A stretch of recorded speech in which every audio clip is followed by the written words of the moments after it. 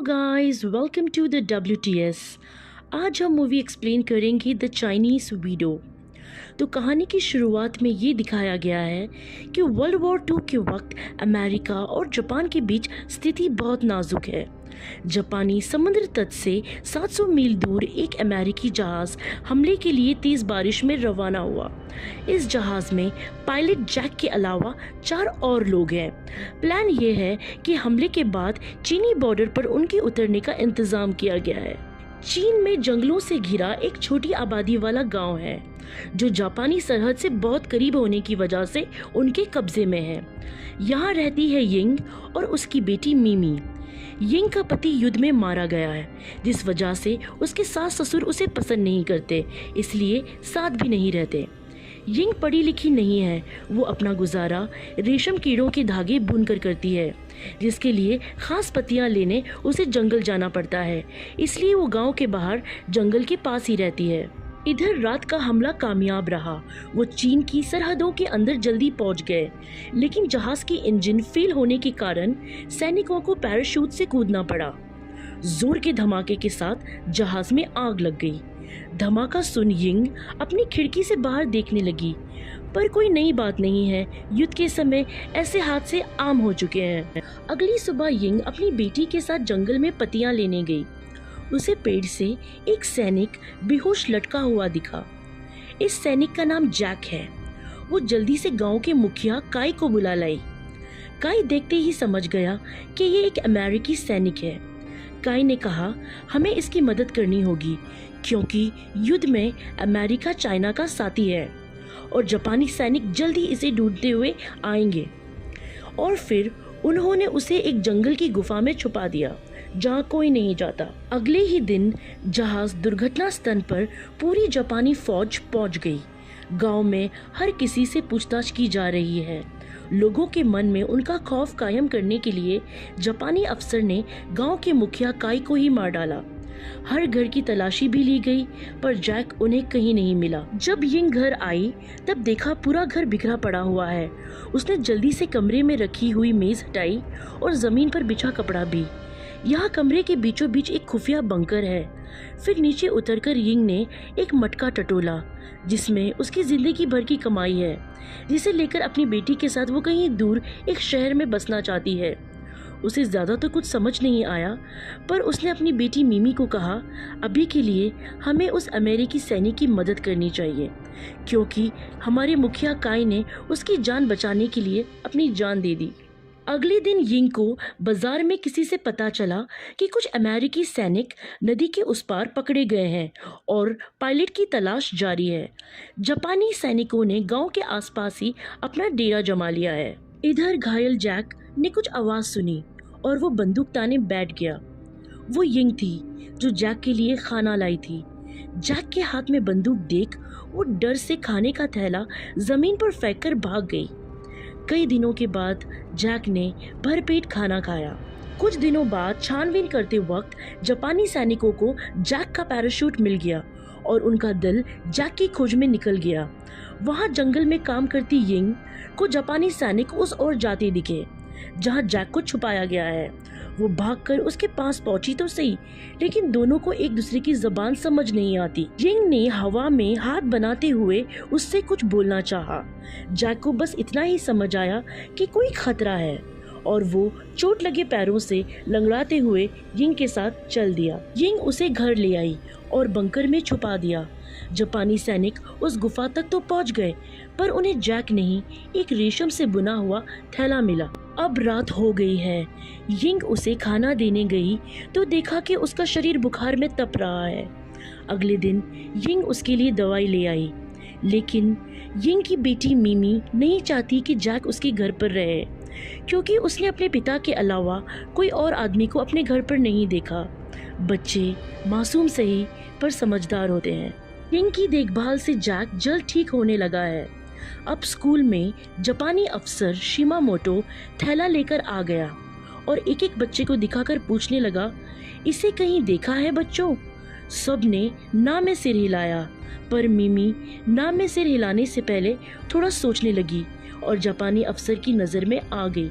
जब यिंग उसे स्कूल लेने आई तब मिमी ने उसे सब बता दिया।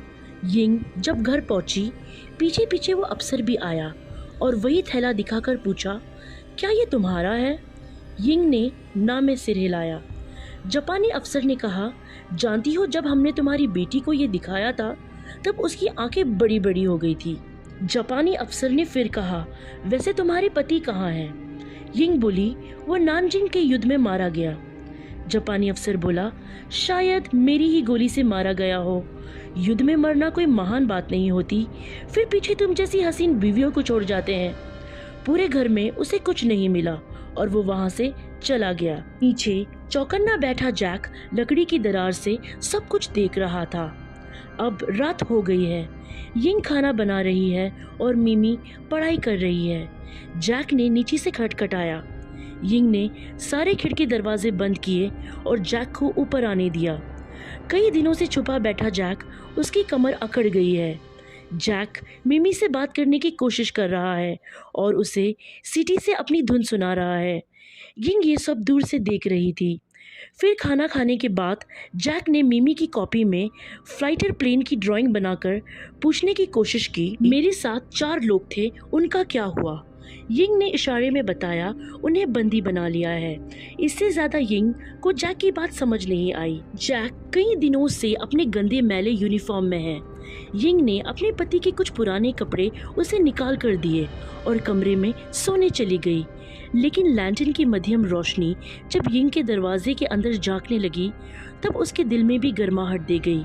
उसने जैक को बिना कपड़ों में देखा। नहीं हटा पाई वो अपनी नजर।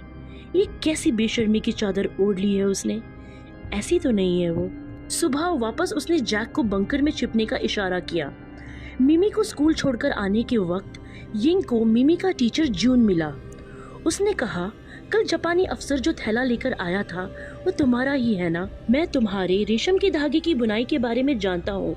यिंग घबराकर उसे मना कर वहाँ से चली गई। यिंग यही काम करके अपने सास ससुर का भी पेट चलाती है। इस हफ्ते जब वो खर्चा देने गई, उसने पूछा, जापानी सेना कब तक गांव में रहेगी? ससुर ने कहा, जब तक वो अमेरिकी मिल नहीं जाता। यिंग बोली, क्या होगा अगर वो मिल गया या किसी ने उसकी मदद करने की कोशिश की? ससुर बोला, उस अमेरिकी के साथ साथ उसे भी मार दिया जाएगा। अब इससे बुरा क्या हो सकता है? यिंग सोच में पड़ गई। अब तो जापानी अफसर ने उसका घर भी देख लिया है, वो उनकी नज़र में भी आ गई है। मिमी बच्ची है, पता नहीं कब क्या उसकी ज़बान से निकल जाए। ऐसे ही कुछ और दिन बीत गए। जैक को चलने में सहारा मिले इसलिए यिंग ने बांस की बैसाखी बना दी। अब रोज रात को जैक मिमी के साथ वक्त गुजारता है, उसे गिनतियाँ सिखाता है, धुन बजाता है और पास बैठी यिंग ये सब मुस्कुराते हुए देखती है। आज उसने खास खाना भी बनाया है। पति के गुजर जाने के बाद उसने पूरा सजना संवरना छोड़ दिया था, मगर आज अलमारी से कुछ रंगीन कपड़े निकालकर उसने पहने हैं। एक दूसरे की बातें समझ ना आते हुए भी वो एक दूसरे को समझने लगे हैं। ये वक्त इतना अच्छा गुजर रहा है कि यिंग हर गम भूल गई है, जैसे कि दिल में किसी ने दस्तक दी है। ताक में बैठा एक दिन वो जापानी अफसर यिंग के घर वापस आया और यिंग के साथ बदतमीजी करने लगा। यिंग मदद के लिए पुकारने लगी। सब नीचे से देख रहा जैक ने सीधा अफसर के सर पर निशाना लगा दिया। ये सब इतनी जल्दी हुआ कि यिंग घबरा गई। जैक ने उसे हिम्मत दी और उसकी लाश को नीचे छुपा दिया। अब यहाँ स्कूल में जून ने मिमी को वही धुन बजाते हुए सुना जो उसने जैक से सीखी है। उसने मिमी को अभी अपने घर ले जाने के लिए कहा। यिंग इस वक्त उसे देखकर चौंक गई। वो अंदर घुसा और इंग्लिश में जैक को आवाज दी। जैक हाथ में बंदूक लेकर आया। जून ने कहा, तुम्हें घबराने की जरूरत नहीं है, मैं अमेरिकन्स के साथ हूँ और तुम्हें चौंकिंग तक जाने के लिए मदद दिला सकता हूँ, जहाँ से तुम अपने देश के संपर्क में आ सकते हो। अब जैक को भरोसा हो गया कि जून से उसे कोई खतरा नहीं है। उन्होंने उसे उस जापानी अफसर की लाश भी दिखाई। जून बोला, अब हमें यहाँ से जाना होगा, कोई सुरक्षित नहीं है, यहाँ रहे तो सब मारे जाएंगे। उसने यिंग से कहा, कल मैं कुछ लोगों को अपने साथ ले आऊँगा जो जैक को यहाँ से निकलने में मदद करेंगे और तुम दोनों भी तैयार रहना। यहाँ जापानी अफसर के वापस न आने से कैंप में हलचल शुरू हो गई है। देर तक एक एक घर की तलाशी चल रही है। जून का इंतजार कर रहा जैक ने यिंग का हाथ पकड़कर कहा, तुम्हें डरने की जरूरत नहीं है, मैं तुम्हें अपने साथ लेकर जाऊंगा। दोनों उस लम्हे में कमजोर और मजबूत दोनों हो गए। यिंग ने उसे गले से लगा लिया। जब ही मिमी ने कहा, जापानी सैनिक इस तरफ आ रहे हैं, सुबह तक इंतजार करने का समय नहीं है, उन्हें अभी ही निकलना होगा। रास्ते में उन्होंने देखा कि पूरे गांव को आग लगा दी गई है। जल्दी ही सैनिकों ने जापानी अफसर की लाश को ढूंढ लिया। पैर में लगी चोट की वजह से जैक तेजी से नहीं भाग पा रहा था, लेकिन भोर होते होते रास्ते में जून और उसके लोग जैक को मिल गए। लेकिन जल्द ही जापानी सैनिकों से उनका सामना हो गया। कई सैनिकों को जून ने मारा, लेकिन वो भी मारा गया। नदी किनारे पहुंचते पहुंचते कई जापानी सैनिक मारे गए। नाव में चढ़ने से पहले यिंग को गोली लग गई, लेकिन यिंग के चेहरे पे कोई गिला नहीं है, क्योंकि उसे पता है कि उसने एक अच्छे इंसान से प्यार किया है और उसके जाने के बाद मिमी अकेली नहीं है। भरी मन के साथ जैक ने मिमी को लेकर नदी के रास्ते से दूर निकल गया। चंगिंग पहुंचते ही उसने मिमी को गोद लेने की इच्छा जताई, मगर उसके अफसर ने इसे खारिज कर दिया। अफसर ने कहा, हमारा देश युद्ध के बीच में है और तुम्हारी ज़रूरत वहाँ है, जवानों के बीच। जैक को भरोसा दिलाया गया कि लॉस एंजलिस में एक चाइनीज़ परिवार है जो मिमी को गोद लेना चाहते हैं और वो बहुत अच्छे लोग हैं और बेहतर ख्याल रखेंगे उसका। और जैक को अगले मिशन के लिए रवाना कर दिया गया। 50 साल गुजर गए उस वाक़ये को। जैक अपनी बूढ़ी उंगलियों से मिमी के लिए लेटर लिख रहा है। प्यारी मिमी, ऐसा एक दिन नहीं गुजरा मैंने तुम्हारी मॉम के बारे में नहीं सोचा हो। तुम्हें भी समझ आ ही गया होगा कि मैं भी तुम्हारी मॉम को चाहने लगा था। मैं आज भी उस जिंदगी की कल्पना करता हूँ जहाँ यिंग और तुम साथ होते। इससे पहले कि मेरा वक्त ख़त्म हो चले, मैं तुम्हें ये बताना चाहता हूँ कि तुम्हारी मॉम बेवजह नहीं मरी। तुम्हारी मॉम एक चाइनीज़ हीरो है। तुम्हारा जैक। और इस खत के साथ कहानी भी यहीं ख़त्म हुई। कहानी पसंद आए तो प्लीज़ लाइक, शेयर और कमेंट कीजिए।